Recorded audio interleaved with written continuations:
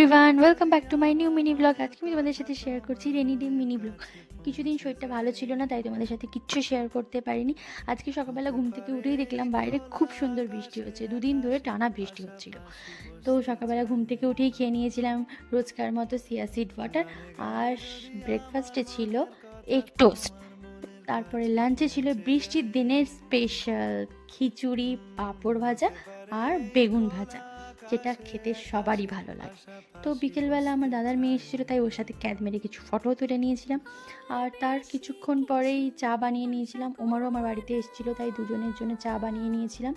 তো চা সাথে বিস্কিট আর ফ্রেঞ্চ ফ্রাইজ। তো সন্ধেবেলা ও আসার সময় কিছু খাবারও নিয়ে এসেছিলো আমাদের জন্যে।